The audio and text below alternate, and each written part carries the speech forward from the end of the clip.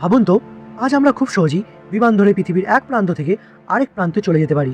কয়েক ঘন্টার মধ্যেই হাজার হাজার কিলোমিটার পাড়ি দেওয়া আজ খুবই সাধারণ ব্যাপার। কিন্তু একটা সময় ছিল যখন মানুষ বিশ্বাসই করতো না যে মানুষ কখনো আকাশে উঠতে পারবে। মানুষ ভাবতো আকাশে উঠতে পারে শুধু পাখি, দেবতা অথবা কল্পকাহিনীর চরিত্ররা। কিন্তু মানুষের একটা জিনিস কখনো থেমে থাকেনি, আর সেটা হলো স্বপ্ন। হাজার হাজার বছর ধরে মানুষ আকাশের দিকে তাকিয়ে ভাবতো, যদি আমরাও পাখিদের মতো উঠতে পারতাম। সেই স্বপ্নই ধীরে ধীরে বিজ্ঞানীদের মাথায় জন্ম দেয় নতুন নতুন ধারণা। কেউ বানায় ডানা, কেউ বানায় উড়ন্ত যন্ত্রের নকশা, কেউ বানায় বিশাল বেলুন। কিন্তু বরাবর তারা ব্যর্থ হয়। অনেক মানুষ আহত হয়েছে, অনেকে প্রাণও হারিয়েছে, তবুও মানুষ থেমে থাকেনি। অবশেষে 1903 সালের এক ঠান্ডা সকালে আমেরিকার একটি ছোট সমুদ্র তীরবর্তী জায়গায় ঘটে এমন একটি ঘটনা যা চিরতরে বদলে দেয় মানব সভ্যতার ইতিহাস। মাত্র 12 সেকেন্ডের একটি উড়ান, কিন্তু সেই 12 সেকেন্ডই প্রমাণ করে দেয় মানুষও আকাশ জয় করতে পারে। আজকের এই ভিডিওতে আমরা জানব মানুষের সেই হাজার বছরের স্বপ্নের গল্প। কিভাবে তৈরি হয়েছিল পৃথিবীর প্রথম বিমান, কারা ছিলেন সেই সাহসী মানুষ, আর কিভাবে মাত্র 12 সেকেন্ডের একটি উড়ান বদলে দিয়েছিল পুরো পৃথিবী। চলুন শুরু করি মানুষের আকাশ জয়ের ও বিশ্বাস্য ইতিহাস। মানুষের উড়ার স্বপ্ন খুবই পুরানো। প্রাচীন সভ্যতাগুলিতেও আমরা এর প্রমাণ দেখতে পাই। প্রাচীন গ্রিসে একটি বিখ্যাত কিংবদন্তি রয়েছে। সেই গল্পে ছিলেন এক অসাধারণ কারিগর, ডিওডালাস। তিনি ছিলেন একজন প্রতিভাবান আবিষ্কারক, কিন্তু একসময় তিনি এবং তার ছেলে ইকারাস বন্দী হয়ে পড়েন একটি দ্বীপে।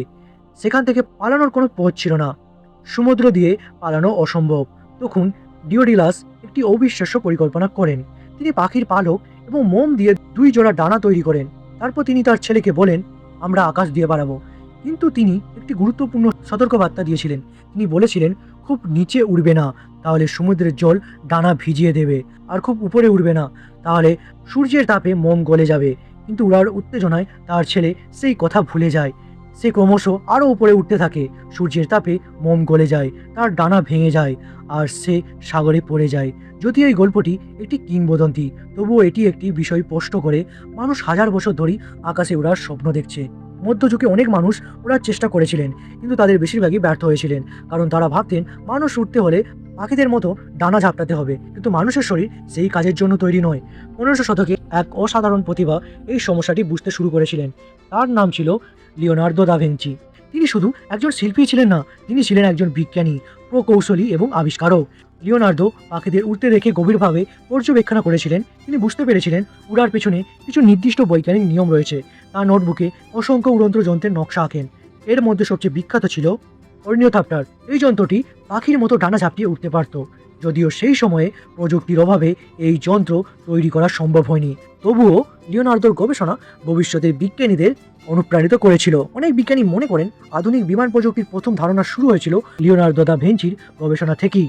1800 শতকের শেষ দিকে ইউরোপের বিজ্ঞান ও প্রযুক্তির দ্রুত উন্নতি হচ্ছিল। সেই সময় ফ্রান্সের 2 ভাই এমন একটি আবিষ্কার করে যা পৃথিবীকে প্রথমবারের মতো দেখায় মানুষ সত্যিই আকাশে উঠতে পারে। এই 2 ভাই ছিলেন জোসেফ মাইকেল মন্টগলফিয়ার এবং জ্যাকিউস ইটেন মন্টগলফিয়ার। তারা একটি কাগজের কারখানার মালিক ছিলেন। একদিন জোসেফ মাইকেল একটি অদ্ভুত জিনিস লক্ষ্য করেন। তিনি দেখলেন আগুনের ধোঁয়া উপরের দিকে উঠে যাচ্ছে এবং তার সাথে হালকা জিনিসগুলো ওপরে উঠছে। এই দৃশ্য তারা মাথায় একটি নতুন ধারণা এনে দেয়। তারা ভাবলেন, যদি আমরা একটি বড় কাপড়ের থলে বানাই এবং তার নিচে আগুন জ্বালাই, তাহলে কি সেটাও আকাশে উঠবে? এই ধারণা থেকেই তৈরি হয় হট এয়ার বেলুন। 1783 সালে তারা একটি বিশাল বেলুন তৈরি করেন। বেলুনটি কাপড় ও কাগজ দিয়ে তৈরি ছিল। তার নিচে আগুন জ্বালানো হতো যাতে গরম বাতাস তৈরি হয়। গরম বাতাস ঠান্ডা বাতাসের তুলনায় হালকা হয়, সেটা ওপরের দিকে ওঠে। এই বৈজ্ঞানিক নীতিকে বলা হয় বয়েন্সি। তার প্রথম পরীক্ষায় তারা মানুষ নয়, বরং 3টি প্রাণী পাঠিয়েছিলেন, একটি ভেড়া, একটি হাঁস এবং একটি মোরগ। বেলুনটি আকাশে উঠে যায় এবং কিছুক্ষণ পরে নিরাপদে মাটিতে নামে। এই পরীক্ষাটি সফল হওয়ার পর পুরো ফ্রান্সে আলোড়ন পড়ে যায়। কিছুদিন পরে 2জন মানুষ প্রথমবারের মতো সেই বেলুনে চড়ে আকাশে ওঠেন। এই ঘটনাটি মানব ইতিহাসে এক বিশাল মাইল ফলক হয়ে যায়। প্রথমবার মানুষ পৃথিবীর মাটি ছেড়ে আকাশে উঠেছিল। কিন্তু সবচেয়ে বড় সমস্যা তখনও ছিল, এই বেলুনকে নিয়ন্ত্রণ করা যেত না। বাতাস যেদিকে নিয়ে যেত বেলুন সেদিকেই চলে যেত। তাই বিজ্ঞানীরা একটি যন্ত্র বানাতে চাইলেন যেটা নিজের শক্তি ব্যবহার করে উঠতে পারবে এবং যেটাকে মানুষ নিয়ন্ত্রণ করতে পারবে। এই স্বপ্ন থেকেই শুরু হয় আধুনিক বিমানের ইতিহাস। 1900 শতকে অনেক বিজ্ঞানী উড়ার যন্ত্র নিয়ে গবেষণা শুরু করেন। তাদের মধ্যে একজন ছিলেন জার্মান প্রকৌশলী ওটো লিলিনথাল। তিনি বিশ্বাস করতেন পাখিদের ওড়ার কৌশল বুঝতে পারলেই মানুষও উঠতে পারবে। ওটো লিলিনথাল পাখিদের উড়ার ধরন মনোযোগ দিয়ে গবেষণা করেছিলেন। তারপর তিনি তৈরি করেন এক ধরনের উড়ন্ত যন্ত্র যাকে বলা হয় গ্লাইডার। গ্লাইডার এমন একটি বিমান যার কোনো ইঞ্জিন নেই। এটি পাহাড় বা উঁচু জায়গা থেকে লাফ দিয়ে বাতাসের সাহায্যে ভেসে চলে। ওটো লিলিনথাল শতবার গ্লাইডার দিয়ে উড়েছিলেন। তার উড়ানের ছবি ও ভিডিও সারা পৃথিবীতে ছড়িয়ে পড়ে। তিনি প্রথম মানুষ যিনি নিয়মিতভাবে আকাশে ওড়ার পরীক্ষা করেছিলেন। কিন্তু 1896 সালে একটি দুর্ঘটনায় তিনি মারা যান। তার গ্লাইডার হঠাৎ ভারসাম্য হারিয়ে মাটিতে পড়ে যায়। মৃত্যুর আগে তিনি বলেছিলেন, উঠতে গেলে ত্যাগ স্বীকার করতেই হবে। তার এই কাজ অনেক বিজ্ঞানীকে অনুপ্রাণিত করেছিল, বিশেষ করে দুইজন তরুণ আমেরিকান ভাইকে। আমেরিকার একটি ছোট শহর ছিল, ডেটন, ওহিও। সেখানে দুই ভাই একটি ছোট সাইকেলের দোকান চালাতেন। তাদের নাম ছিল উইলবার রাইট, অরভাইল রাইট। তারা ছোটবেলা থেকেই যন্ত্রপাতি নিয়ে খুব আগ্রহী ছিলেন। ওটো লিলিনথালের গ্লাইডারের খবর পড়লেন। সেই খবর তাদের জীবনের লক্ষ্য বদলে দেয়। তারা সিদ্ধান্ত নিলেন তারা এমন একটি যন্ত্র বানাবেন যা মানুষকে আকাশে উঠতে সাহায্য করবে। কিন্তু সমস্যা ছিল অনেক। তখনকার বিজ্ঞানীরা ওরা তিনটে গুরুত্বপূর্ণ বিষয় পুরোপুরি বুঝতে পারেননি: লিফট, পাওয়ার, কন্ট্রোল। রাইট ভাইরা বুঝতে পারলেন এই তিনটি সমস্যার সমাধান না করলে বিমান তৈরি করা সম্ভব নয়। তাই তারা প্রথমে গবেষণা শুরু করলেন। তারা পাখিদের উড়ার ধরন পর্যবেক্ষণ করলেন। তারপর তারা নিজেরাই একটি ছোট্ট ওয়াইন্ড টানেল তৈরি করেন। এই যন্ত্র দিয়ে তারা বাতাসের প্রবাহ পরীক্ষা করতেন। তাদের এই গবেষণা বিমান প্রযুক্তিতে এক বিপ্লব ঘটায়। 1900 সালে রাইট ভাইরা একটি জায়গা খুঁজতে শুরু করলেন যেখানে তারা নিরাপদে উড়ার পরীক্ষা করতে পারেন। শেষ পর্যন্ত তারা বেছে নেন কিটি হক, যা আমেরিকার নর্থ ক্যারোলিনা রাজ্যে অবস্থিত। এই জায়গাটি বেছে নেওয়ার কয়েকটি কারণ ছিল। এখানে শক্তিশালী বাতাস ছিল, এখানে বিশাল বালুর পাহাড় ছিল এবং এখানে মানুষ কম ছিল। তাই দুর্ঘটনা ঘটলেও ক্ষতি কম হতো। 1900 থেকে 1902 সাল পর্যন্ত তারা এখানে অসংখ্য গ্লাইডার পরীক্ষা চালান। প্রতিবার তারা তাদের যন্ত্রের নতুন পরিবর্তন আনতেন। অবশেষে তারা একটি গুরুত্বপূর্ণ প্রযুক্তি আবিষ্কার করেন, উইং ওয়ার্পিং। এই পদ্ধতিতে বিমানের ডানার কোণ পরিবর্তন করে সেটিকে নিয়ন্ত্রণ করা যায়। এটাই ছিল আধুনিক বিমানের কন্ট্রোল সিস্টেমের শুরু। 1903 সালে রাইট ভাইরা তৈরি করেন তাদের সবচেয়ে গুরুত্বপূর্ণ আবিষ্কার। বিমানের নাম ছিল রাইট ফ্লায়ার। এই বিমানের বৈশিষ্ট্য ছিল কাঠের কাঠামো, কাপড়ের ডানা, 12টি হর্স পাওয়ারের ইঞ্জিন এবং 2টি প্রোপেলার। বিমানটি দেখতে খুবই অদ্ভুত ছিল, কিন্তু এর ভেতরে ছিল এক বিপ্লবী প্রযুক্তি। 17 ডিসেম্বর 1903 সকালটি ছিল খুব ঠান্ডা, জোরে বাতাস বইছিল। সেদিন অরভাইল রাইট প্রথমবার বিমানে ওঠেন। বিমানটি ধীরে ধীরে সামনে এগোতে শুরু করে। তারপর হঠাৎ বিমানটি মাটি ছেড়ে আকাশে উড়ে যায়। সেই উড়ান ছিল মাত্র 12 সেকেন্ড। দূরত্ব ছিল 120 ফুট। কিন্তু সেই মুহূর্তে ইতিহাস তৈরি হয়ে যায়। প্রথমবার মানুষ একটি পাওয়ার এয়ারপ্লেন দিয়ে আকাশে উড়েছিল। পৃথিবী বদলে যাওয়ার শুরু। এই ছোট উড়ানই পরবর্তী শতাব্দীতে বিশাল পরিবর্তন এনে দেয়। অল্প কয়েক বছরের মধ্যেই বিমান প্রযুক্তি দ্রুত উন্নত হতে শুরু করে। যুদ্ধক্ষেত্রে বিমান ব্যবহার করা হয়। প্রথম বিশ্বযুদ্ধে পরে যাত্রীবাহী বিমান তৈরি হয়। মানুষ কয়েক ঘন্টার মধ্যে হাজার হাজার কিলোমিটার পাড়ি দিতে শুরু করে। আজকের দিনে বিশাল জেট বিমান যেমন বিয়ং 747 এবং এয়ারবাস A380 আকাশে হাজার হাজার যাত্রী নিয়ে উড়ে বেড়ায়। কিন্তু এই অসাধারণ প্রযুক্তি শুরু হয়েছিল একটি ছোট্ট কাঠের বিমান দিয়ে। এই বিমানটির নাম ছিল রাইট ফ্লায়ার। 1903 সালের এই ঐতিহাসিক উড়ানের খবর প্রথমে খুব বেশি মানুষ বিশ্বাস করেননি। অনেক সংবাদপত্র লিখেছিলেন এটা সম্ভব না, কারণ সেই সময় পর্যন্ত মানুষের ধারণা ছিল মানুষ কখনই শক্তিশালী ইঞ্জিনযুক্ত যন্ত্রে আকাশে উঠতে পারবেন না। কিন্তু ধীরে ধীরে সত্য সামনে আসে। উইলবার রাইটস এবং অরভাইল রাইটস আরও উন্নত বিমান তৈরি করতে থাকেন।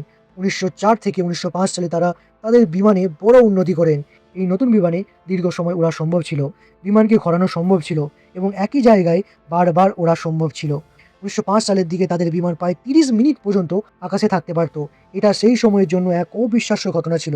রাইট ব্রাদার্সের সাফল্যের খবর ছড়িয়ে পড়তেই ইউরোপ, আমেরিকার বিজ্ঞানীরা বিমান তৈরির প্রতিযোগিতায় নেমে পড়ে। ফ্রান্স, জার্মানি, ইংল্যান্ড সব জায়গাতেই নতুন নতুন বিমান তৈরি হতে শুরু করে। এই সময়ের অন্যতম বিখ্যাত বিমান নির্মাতা ছিলেন লুইস বিলরয়েটস। তিনি 1909 সালে এমন একটি কাজ করেন যা পুরো পৃথিবীকে অবাক করে দেয়। তিনি প্রথম ব্যক্তি যিনি বিমান তৈরি করে ইংলিশ চ্যানেল পার হন। এই সমুদ্রপথটি ইংল্যান্ড ও ফ্রান্সকে আলাদা করে। আগে মানুষ মনে করত এই পথ বিমান দিয়ে পার হওয়া অসম্ভব, কিন্তু লুইস বিলরয়েট তার বিমান বিলরয়েট 11 দিয়ে এই অসম্ভব কাজটি করে দেখান। এর ফলে মানুষ বুঝতে পারে বিমান শুধু পরীক্ষা নিরীক্ষার যন্ত্র নয়, এটি ভবিষ্যতে মানুষের যাতায়াতের প্রধান মাধ্যম হতে পারে। যুদ্ধক্ষেত্রে বিমানের ব্যবহার। 1914 সালে শুরু হয় ইতিহাসের একটি ভয়াবহ যুদ্ধ, প্রথম বিশ্বযুদ্ধ। এই যুদ্ধে প্রথমবারের মতো বড় পরিসরে বিমান ব্যবহার করা হয়। শুরুতে বিমান ব্যবহার করা হতো শত্রুর অবস্থান পর্যবেক্ষণ করতে, মানচিত্র তৈরি করতে এবং সৈন্যদের তথ্য দিতে। কিন্তু খুব দ্রুত বিমানকে যুদ্ধের অস্ত্রে পরিণত করা হয়। বিমানে মেশিনগান বসানো হয়। পাইলটরা আকাশে একে অপরের সাথে যুদ্ধ করতে শুরু করেন। এই যুদ্ধগুলিকে বলা হয় ডগ ফাইট। এই সময় অনেক বিখ্যাত ফাইটার পাইলট তৈরি হয়েছিল। তাদের মধ্যে অন্যতম ছিলেন জার্মান পাইলট ম্যানফ্রেড ফন রিটহোফেন। তিনি রেড ব্যারন নামে বিখ্যাত ছিলেন। তার বিমান লাল রঙের ছিল। তিনি আকাশে ৮০টিরও বেশি শত্রু বিমান ধ্বংস করেছিলেন। প্রথম বিশ্বযুদ্ধ শেষ হওয়ার পরে বিমান প্রযুক্তিতে বড় পরিবর্তন আসে। কাঠের বিমান ধীরে ধীরে বদলে যায় ধাতব বিমানে। ইঞ্জিন আরও শক্তিশালী হয়, বিমান আরও দ্রুত নিরাপদ হয়ে ওঠে।